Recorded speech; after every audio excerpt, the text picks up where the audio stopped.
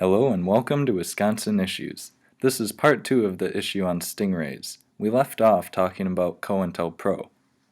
COINTELPRO was a series of covert and at times illegal projects conducted by the United States FBI aimed at surveilling, infiltrating, discrediting, and disrupting domestic political organizations.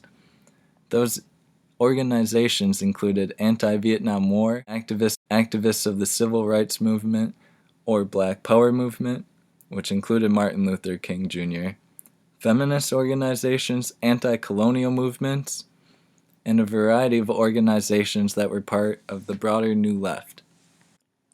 When COINTELPRO was exposed, it was investigated by the Senate.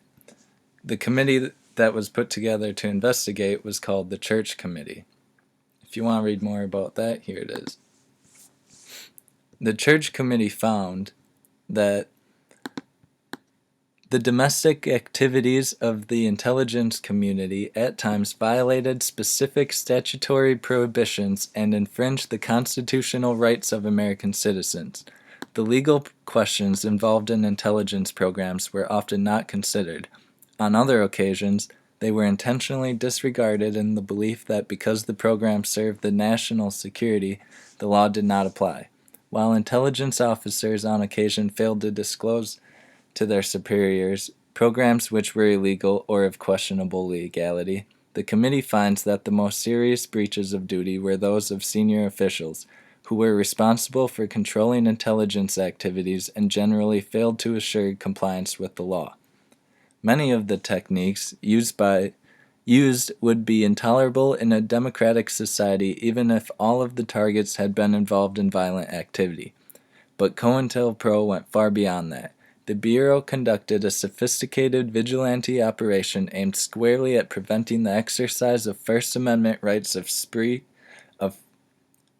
and association, on the theory that preventing the growth of dangerous groups and the propagation of dangerous ideas would protect the national security and deter violence. To me, the most important part of the Church Committee report found that groups and individuals had been assaulted, repressed, harassed, and disrupted because of their political views, social beliefs, and their lifestyles.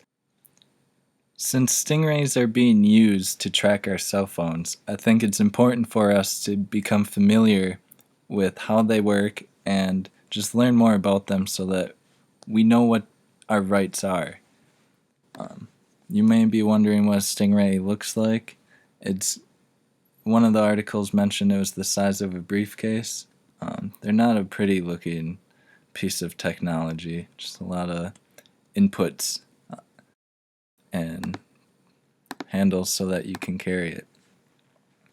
This article, The Intercept, gives some more information about them. Wikipedia, I know it's not a super great source, but it's good to learn the gist of it all. In this article, police used a stingray to hunt for a $50 chicken wing thief. If you want to learn more about that, it's a quick article. And in this article, you can meet more of the machines that police and other law enforcement agencies use. I guess it's just the gossamer. This also gives the cost of the stingray, which is about $70,000 and $135,000 for the Stingray 2. But like I said before, it probably is worth that cost for the police because it does help them catch criminals. We just have to be adamant about protecting our own rights while allowing the police to do their job.